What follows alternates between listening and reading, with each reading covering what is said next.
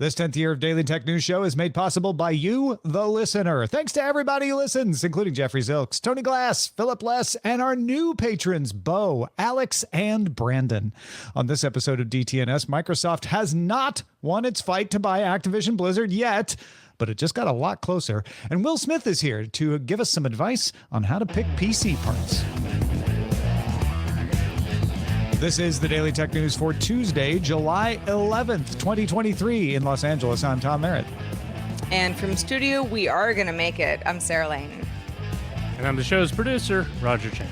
Joining us, the co-host of Brad and Will Made a Tech Pod is the Will in Brad and Will Made a Tech Pod. Will Smith, welcome back. Thanks for having me, guys. It's good to be back. It's good to have you. Did you hear that Apple opened a store on China's WeChat super app? I only vaguely understand what WeChat is, Tom, if I'm being honest. It's super app. It's the app where you do everything. You bank, you text, you social network, you travel, buy a house. Shows. Okay. You do all the things. You can literally buy a house using WeChat, apparently. Anyway, good for Apple, expanding in China. Let's get to the rest of the quick hits. Netflix has updated its profile transfer feature that lets you take your profile from a shared account to a new account. So now you could take your profile from one shared account to another shared account. If you're saying, what is happening? For example, you move out of your parents' house, maybe you and your new roommate want to share a Netflix account. This would make that possible. Anthropic opened up its Claude 2 chatbot, available online for users in the UK and US to test. Anthropic builds Claude as a friendly, enthusiastic colleague or personal assistant. They're trying to position it against ChatGPT. Chat is mean, Claude is friendly. It's able to do similar tasks to other chatbots, but with a more conversational tone. Its training data set also goes up through December 2022. Nothing's Phone 2 specs are official. The company announced performance bumps, including a Snapdragon 8 Plus Gen 1 chip. Also supports a 4K video at 6 frames per second experience. The rear dual cam has a 50 megapixel primary and 50 megapixel ultra wide. And also action mode offers extra stable video recording. You know, if you're playing soccer or something like that. The screen is now a 6.7 inch 120 hertz LTPO OLED 1080p screen. So could be better, but not as bad as it was before. Glyph lighting still on the back. People like that. Nothing folks do anyway. Software offers more customization, better widget options. And now with a 4,700 milliamp battery, its full charge is in under an hour. Wireless charging also available. Nothing's Phone 2 comes to the US and Canada for the first time on July 17th. Starts at $599 in the US and pre-orders are open now. Amazon filed a petition with the European Union General Court challenging the designation of Amazon as a very large online platform under the Digital Services Act, or DSA. If you're categorized that way, you have to abide by the restrictions of the DSA. Amazon is the first U.S. company seeking to challenge the law. Amazon argues that it doesn't qualify, as the DSA is designed to address large advertising-based companies that distribute speech and information, whereas Amazon is a large advertising-based company that sells you stuff. The DSA goes into effect on August 25th. Cannot believe the audacity, but okay. On Monday, Apple issued a set of rapid security response updates to address zero-day exploits in the WebKit browser engine on macOS Ventura, iOS, and iPadOS 16, as well as Safari. Shortly after it was released, users reported problems accessing some websites in Safari, like Facebook and Zoom. Apple has since pulled the update. You can manually remove it in settings as well. Yeah, if you're wondering why Facebook doesn't work suddenly, that could be why. If you're on one of these devices that got the update. All right, let's talk about the big news, Sarah. Let's talk about it. Okay, so let's talk about Microsoft, Activision, Blizzard, and people who don't want this to be a thing. A judge has ruled against a preliminary injunction to stop Microsoft and Activision Blizzard from completing their merger. Injunction. A lot of people seem to think, whoa, This is over. Microsoft won. This is good news for Microsoft, but it's not over. So let's give a responsible headline writing award to CNBC for its story on the decision. CNBC wrote, Microsoft Activision deal moves closer as judge denies FTC injunction request. This has some people tripped up. So Tom, let's talk about where we actually are right now. Yeah, the nice thing about that CNBC headline is it pointed out that the deal moved closer. This isn't the end. A lot of headlines kind of implied Microsoft wins, as if that was it. They have a deadline to complete their deal by July 18th. Remember, this deal is like 2 years old at this point. After July 18th, it's possible some penalties would kick in, etc. They would like to have this all done in 7 days from now.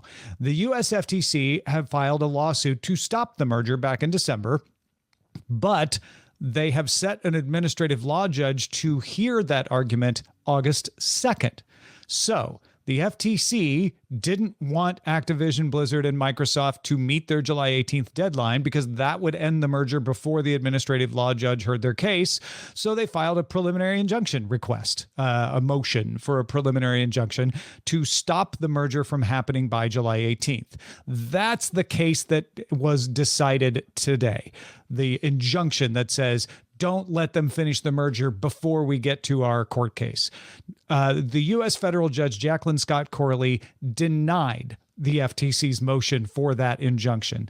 So all the judge said was, no, I'm not going to prevent them from completing their merger just so we can wait for your court case because, as the judge wrote, the FTC has not shown a likelihood it will prevail on its claim that this particular vertical merger in this specific industry may substantially lessen competition. To the contrary, the record evidence points to more consumer access to Call of Duty and other Activision content. I found it interesting that the judge called out Call of Duty specifically.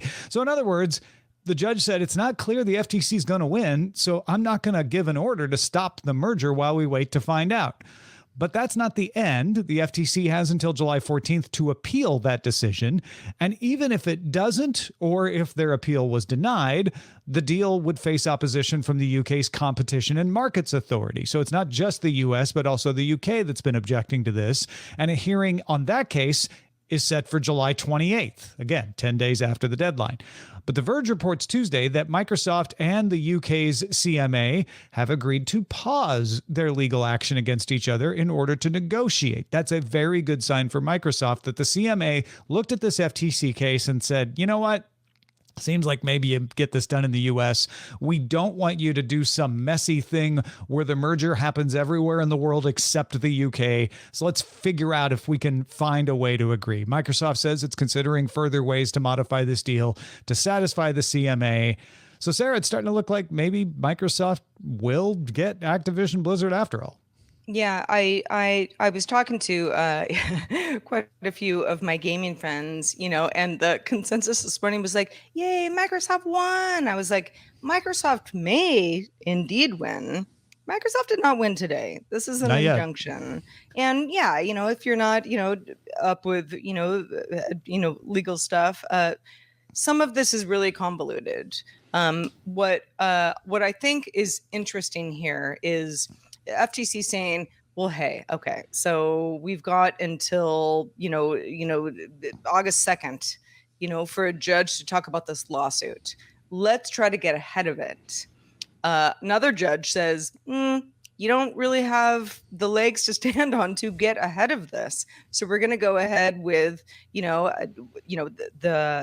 dates that we're already dealing with.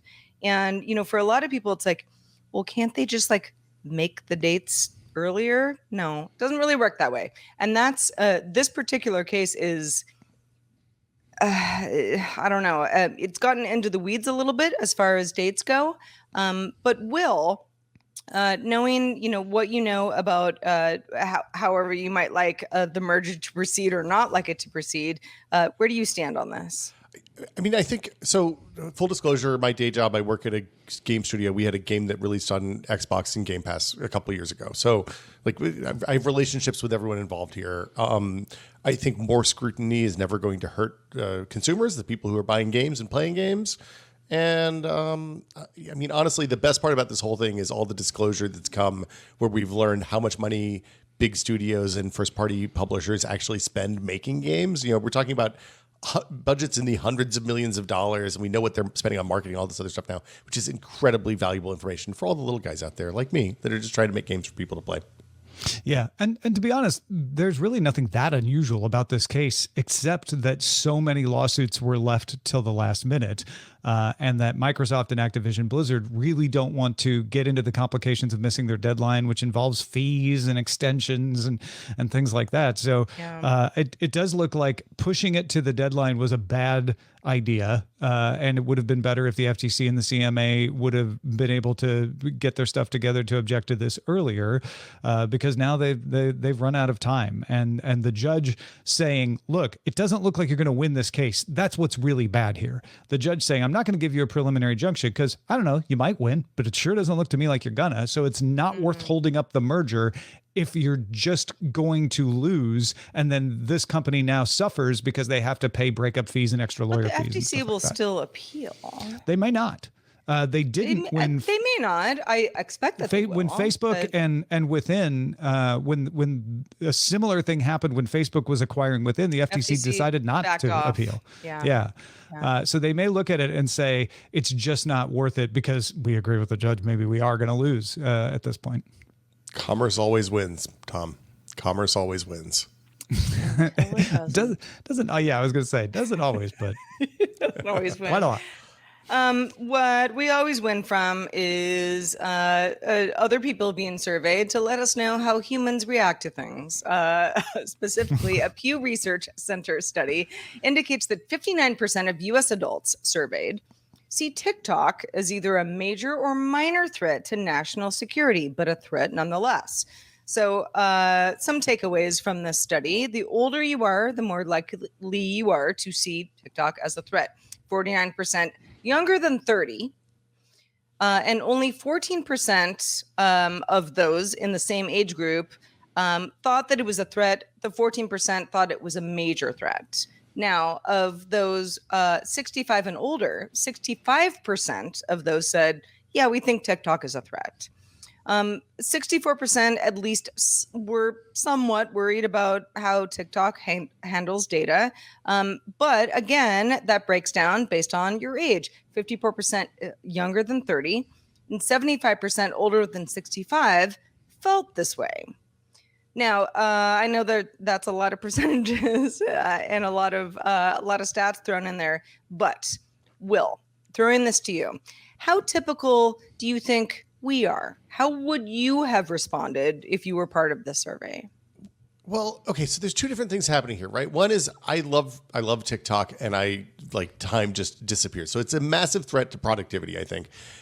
Like national security, I would hope, and maybe I'm being optimistic here, but I would hope that if you are working in a national security capacity and you have a device, you're not allowed to run things like TikTok or Discord or really any third-party applications on those devices, and thus the national security threat always feels a little overblown to me. I feel like maybe in this case TikTok's a proxy for China. I don't know. Mm-hmm. Like, are these people that are worried about China and TikTok is the social media app from China that we use in America? Well, I don't know. That's the that's sort of the underlying thing of like who actually feels that way. It might be true, might not be true. Important to say that of those polled, 70% said we don't think it's a threat at all. And then 23% just said 17%. Yeah, it's very small. 17. Yeah. Yeah. Wow. 17, not 70. And 23% said, well, we just aren't sure. I mean, I'd probably be in that 23%, to be honest. Yeah, that's where I land is not sure, apathetic maybe. I feel like to solve the problems with TikTok, we should just solve the problems with app privacy in general and stop letting people collect so much data about us.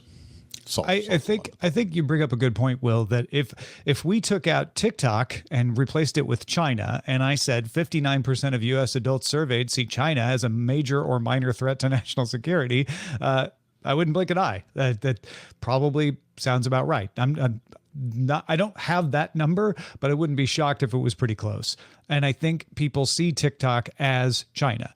I think that's unfair to TikTok. I think TikTok has more of a firewall between itself and the Chinese government than most Chinese companies. And I think there's a lot of Chinese companies like Lenovo that people give a pass to just because they're more familiar with them or they use them more, which is why it's interesting to see that the older you get, the more likely you are to think it's a national security threat. Well, and you don't talk about Lenovo like, I'm on Lenovo social network app all day, every day, No, but you're on a Lenovo all day, every day. Yeah. There's firmware between you right. and the But world. people You're running everything there's on a it. social network conversation about like, oh, they know too much, and then it's like, what about that monitor? Like, like all of our routers are made in China. If we're worried about TikTok, we should be worried about that and those pipelines. I think more so. All that said, I think I might have responded that this is a security threat. I don't know if I'd say major, because it's a broad question. Should someone who works in a sensitive position in the U.S. military, the U.S. government, or U.S. intelligence have TikTok on their phone? No. But that's not because I think that TikTok is handing over things to the Chinese military directly. It's because that's a lot of data to be handing over to anyone. And it's and you're a high value target. You shouldn't be doing that. And there's not a great way to prevent TikTok from collecting the data that it collects. And it's been caught collecting some data that it wasn't entirely above board. But that goes back to what you said earlier, Will. That's not unusual. Threads collects a lot of data. That's been in the news lately. But then when you look at it, you're like, oh, that's also the same data that Facebook collects, that Twitter collects, that all these other apps collect. So it does come down to these apps do collect a lot of information about you. And if you're a sensitive target, you probably shouldn't be using those because you shouldn't let anybody have them just to be safe. For the average person like myself, I don't think TikTok is a big national security threat. No, like if you're not in a position to evaluate what a national security threat is, like I am, I'm not in that position. I'm an ex-journalist who makes video games, right? Like we're probably okay. The counter to this is the Russian operative in Ukraine who was responsible for some bombings in civilian areas, who was posting his daily runs on a running app and got assassinated by the Ukrainians as a result because they knew his route. They believe that it was a Strava route that led him to it. Yeah. Like maybe it's like there have to be rules about this kind of stuff and how we use our devices. I mean, even that is more of like, oh, I was posting my location. Publicly, not think about that. Right. TikTok is not really, this is a whole other thing. It may be data collection that, will come back to bite me. I don't really post anything on TikTok, but I certainly consume things on TikTok. And I don't really ever think like, ooh, yeah, I mean, what a landscape to get data that will hurt civilians later. But I also don't know. So I'm kind of in that camp of like, I don't know. I don't feel personally all that scared day to day, but I think we all have the opportunity to, share or not share on various platforms. Yeah, I think there's more of a threat to your personal information from private companies than there is from governments in this particular instance. I'd be more worried about TikTok having my information than the Chinese government having my information, is I guess what I'm saying. Thankfully, operating systems have been making it easier and easier for you to take control over what data that apps can collect. Android is an operating system that does that. And now there's a podcast entirely devoted to talking to you about Android. Android aficionados Ron Richards and Huantui Dao bring you Android Faithful, premiering today. As we're recording this, Tuesday, July 11th. If you're hearing this before 8 p.m. Eastern time, go to twitch.tv/goodday-internet at 8 p.m. And you can watch them record the first episode. Everybody should go subscribe right now at www.androidfaithful.com. Big congratulations to Ron and Wen and everybody, Michelle and all the folks who are helping out. And welcome to all the Android Faithful patrons who are showing up in our Discord. It's good to have you. With prices for PC components like GPUs and CPUs and memory starting to finally come down, you may want to upgrade your PC. So we thought we'd check in with Will about where to start. Will, you've built a lot of PCs in your day. How do you determine what parts of your system you're going to upgrade? Well, Tom, I start by thinking about how I use the computer, right? So if I play a lot of games, then a video card is often the place you can start. And you think about the life cycle of a PC, you build a new PC or buy a new PC. And then when things start to get slow, you look at the components you can upgrade. So if the frames are slow in the latest games, video card's a good place to do. If you do a lot of like heavy computing work, if you're compiling stuff, if you're a programmer, or if you're doing graphic design work, then it gets more complicated these days because there's kind of a, even your photo editing app is going to use GPU at this point. So you kind of have to make some more intelligent decisions. And with that, I really don't start to upgrade these days until things start to feel slow. So sometimes it's as easy as taking a 16 gig system with 16 gigs of RAM, putting an extra 2 sticks of RAM and moving it to 32 gigs. And all of a sudden you're in a whole new world of performance. What about Windows 11?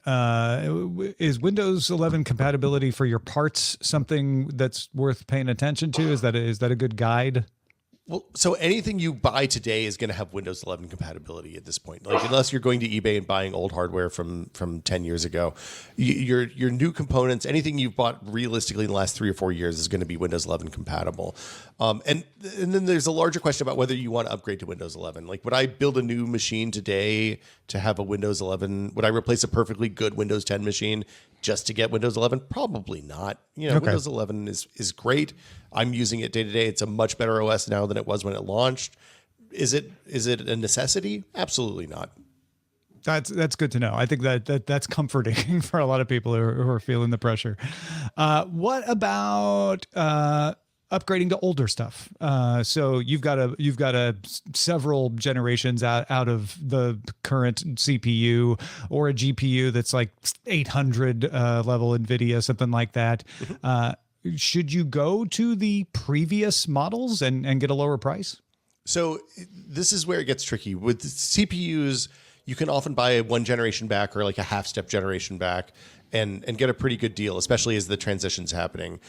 With this last generation, we changed memory specs. So, if you're buying a new board and a brand new CPU now, you're probably going to buy DDR5 memory, which is substantially more expensive and realistically probably have a shorter lifespan than the DDR4 that you buy now, just because it's a new technology and new process, and it probably won't last as long. It'll also be, when you need to replace it, it'll also be a lot cheaper than it is right now. With GPUs, it's more complicated. The newer GPUs on the AMD side, you can absolutely go back a generation. You don't have to buy a 7600, a Radeon 7600 today. If you're playing at 1080p, that's a great card. You can save a fair amount of money by going one generation back and buying a 6700 XT. Very comparable performance and like $100 cheaper. On the NVIDIA side, it's more complicated because they rolled out some new technology with the 4000 series cards. Now, reviewers really, really, really don't like the 4060 because it's a pretty minimal upgrade in most ways from the previous generation 6 series card, the 3060. Mm-hmm. The place that it's better is that it has DLSS 3, which is a new generation of DLSS. For games that support it, it can actually generate frames to reduce micro stuttering in your games. So you can see like anywhere from a 30 to an 80% performance boost in some games, depending on where the bottlenecks are in them. The games require support, but it's a relatively easy plugin for developers to add. So games that are still being actively updated, like Witcher 3 even, which is a pretty old game at this point, got a DLSS 3 patch that had an enormous performance boost, again, for people playing with everything turned up at 1080p. I think the ray tracing support is also a little bit better on the NVIDIA side, and the new 4000 series cards are much more power efficient than the 3000 series cards. You're paying a pretty high premium for that, and I think you'll see a pretty good, it's hard to go wrong at the like $800 to $1,000 PC space right now because everything's pretty good. The DLSS 3 stuff is pretty it's a reason to go with an NVIDIA card, frankly, right now, I think. And then the final question. Okay, I figured out what I'm going to buy. How do I shop? Where do you go? Yeah, so I usually establish my budget. I say, okay, I want to spend $1,000. I want to spend $1,500. I did a PC for my daughter last year, and we spent $500 on that and got a really nice PC. A little bit stuff scrounged from the old PC, but mostly new hardware. And then I go to PCPartPicker.com. They do a ton of guides. It's a part editorial, part you can post your builds. You basically put in what CPU and what GPU you want, and then you can pull motherboards and things like that from there. They also will tend to keep you out of trouble. So you can start with their guides. You can build out from there. You can also just start from scratch and pick the hardware you want. It'll tell you if your CPU isn't going to work with your motherboard, or if you have the right RAM for your motherboard, or if your power supply isn't powerful enough for the hardware that you're putting in the machine, which is super important, especially if you're not super confident in those choices. Because especially with DDR4 and DDR5 in the channel right now, multiple different chipsets from AMD and Intel, 3 different graphics card vendors because Intel's back into it again. It gets really complicated really fast, and it's nice to have either start with one of their guides at the price point you want, or the kind of use case you want, or just build up from scratch, and then you can send a link to your friend and say, hey, I know you're good at building PCs. Is this the right thing for me? Now, for that person whose dog was barking in the back seat, or just had a semi honk at them, and you're like, what was that website? It was PCPartPicker.com, and we'll have the link in the show notes as well. Well, let's talk about satellites, shall we? SpaceX's Starlink satellites are designed to avoid things in low Earth orbit because, of course, why not? The company told the FCC in a recent filing, which it's required to do, that its fleet of orbital satellites performed more than 25,000 maneuvers, basically ways to make sure that nothing hit them, between December 1st, 2022 and May 21st of this year. Now, 1,300 of those were to avoid debris specifically generated from Russia's November 2021 anti-satellite weapon demonstration test. Turns out things hang out in space for a while after that. Only 9% of debris from that test is still in orbit, but still posing the largest overall risk to Starlink satellites. SpaceX says it uses a higher threshold than the industry standard, moving when the probability of a collision is greater than 1 in 100,000. Also noting that NASA uses a threshold of 1 in 10,000. So, yeah, okay. But Starlink also doubled the number of avoidance maneuvers since its previous reporting period, in part because it added 457 satellites into low Earth orbit. So you got more satellites, you got more debris, and those satellites are trying to avoid collisions. That's fascinating. That's fascinating stuff to see all those autonomous maneuvers. Cars, yeah, but in space. Will, you were saying you used Starlink recently, right? Yeah. I visited my folks in Virginia, and they live out in the country where there's no cable, no DSL. Previously they'd used a 4G uplink on a fixed antenna. It's a remarkable service for browsing the internet, watching videos, all the things that you do on your broadband, except for playing multiplayer games online, sadly. Aha. Yes, I suppose that would be true. That makes sense. You'd have moments of good performance, and then when you jump from satellite to satellite, there's just enough downtime that you have some judder, and it made it weird. It was still slightly better than trying to play Diablo 4 on the airplane to the East Coast, though. That I have depends on the airplane these days. There's some pretty good Wi-Fi in the airplane these days. I've been sort of impressed.